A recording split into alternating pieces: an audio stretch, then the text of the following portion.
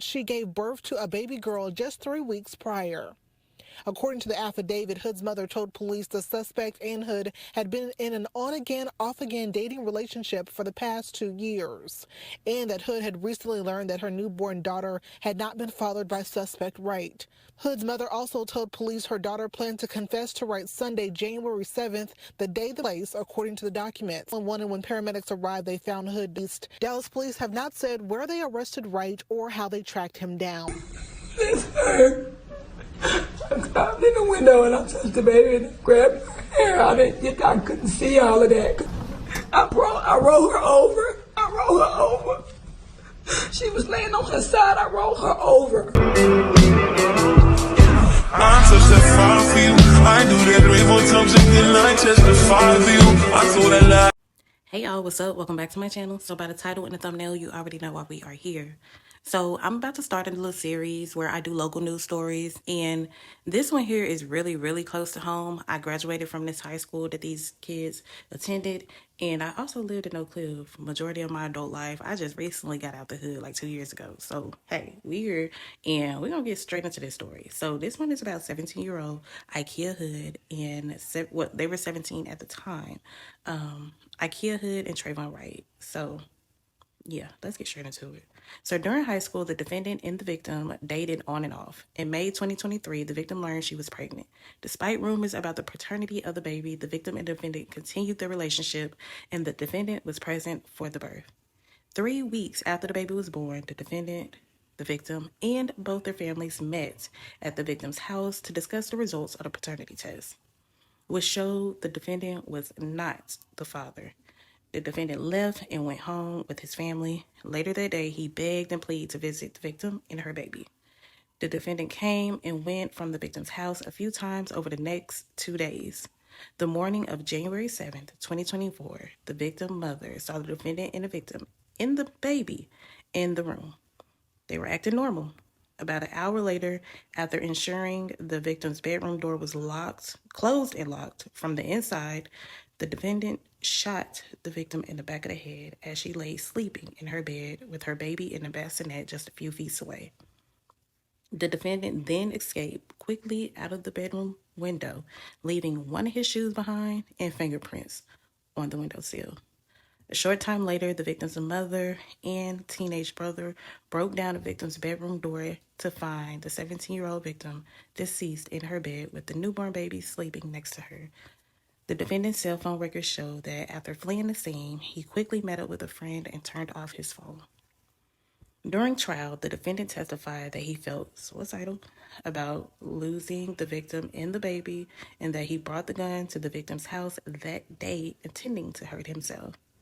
The defendant said that the victim tried to stop him from pew-pewing himself, and during the struggle, the gun went off and accidentally striking the victim in the back of the head. However, the jury quickly saw through the defendant's lies and found him guilty. The jury also saw angry, controlling messages the defendant sent to the victim the months before and heard about prior abusive incidents in the relationship. The victim's family testified about how they have lovingly raised the victim's daughter, who would grow up without ever knowing her mother. Evidence was presented of the defendant's gang affiliation and his previous conviction of robbery. Additionally, the jury heard that within 4 days of being arrested for this crime, the defendant made phone calls from the jail in which he asked for girls' phone numbers and discussed how the charge would be good for his rap career. He was later sentenced to life. This story is so sad. Like I was saying at the beginning, I did go to school in Lancaster, and ironically, I graduated with the defendant's mother and father. I don't remember if she was pregnant at the end of the school year with Trevon, or it was something. I don't remember exactly when throughout our senior year she was pregnant, but I remember her being pregnant with him in high school. And the defendant's parents were actually high school sweethearts. And I also read somewhere after all of this happened where the defendant's uncle was kind of upset at his brother, which is the defendant's father, for not being in his life, being that father figure. And he really needed his father in his life. I believe his mom was a single parent at the time as well, but don't quote me on that. But clearly, he needed his father in his life. And I don't know, this just was really sad all the way around. Like it was stated, the baby now is with the maternal mother. She's raising the baby. I'm not sure if the biological father of the baby, whoever that guy is, if he's in the baby life, it's not clear.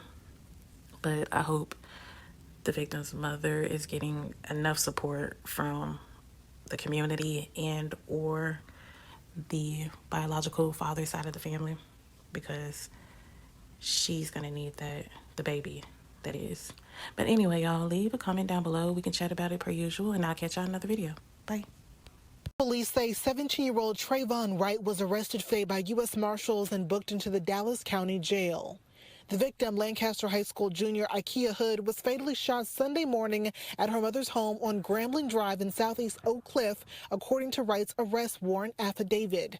Hood's family has said she gave birth to a baby girl just 3 weeks prior.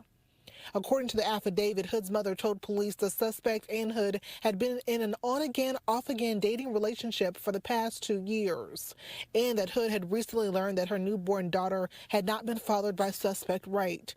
Hood's mother also told police her daughter planned to confess to Wright Sunday, January 7th, the day of the case, according to the documents. They also say Wright believed the newborn child to be his. The affidavit says Hood's mother heard a loud noise in her home around 10:30 a.m. and said she'd seen Wright in Hood's room. She found that the door was locked from the inside. The 17-year-old girl's mother became concerned for complainant Hood's safety and began banging on the door. She then approached Hood's bedroom from the outside and noted that the window was open and that the screen had been pushed outside of the residence. Hood's mother discovered Hood was suffering from a wound and Wright was gone.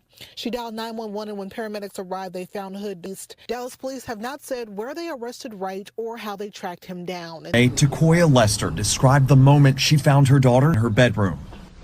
This hurt. I climbed in the window and I touched the baby and I grabbed her hair. I couldn't see all of that. On January 7th last year, police say 17-year-old Ikea Hood was home on Grambling Drive. Hood was shot from her 3-week-old baby girl, her first child. Family says Hood was a junior at Lancaster High School and a member of the Tigerette drill team. U.S. Marshals arrested Trevon Wright, who was also 17 at the time. The family says Wright and Hood had been dating, but broke things off after Hood discovered Wright wasn't the father of her baby. In an arrest affidavit, Lester says Wright was at her home visiting Hood and the baby. Shots sounded from Hood's bedroom. Lester says the door was locked, so she went outside and climbed halfway through the window, finding Wright gone and her daughter unmoving. I rolled her over. She was laying on her side. I rolled her over. Wright was charged with first-degree. In defending him today, Wright's attorney argued that no one saw his client pull the trigger. You're trying to figure it out because you were not in the room when correct? Correct. All right, thank you, ma'am. NBC5 spoke with a trial expert not involved in the case who tells us the emotional testimony from Hood's family could significantly impact jurors. I can tell you that when a particularly sympathetic victim or family member of a victim testifies, it can sway jurors to go in a direction they might otherwise not go in. That absolutely is the case. For the victim's family, a difficult process of wading through one of the worst days of their lives. Yes, I'm having to relive this all over again. I'm such that fire for you. I do that 3-4 times a day, I testify for you. I saw that lie.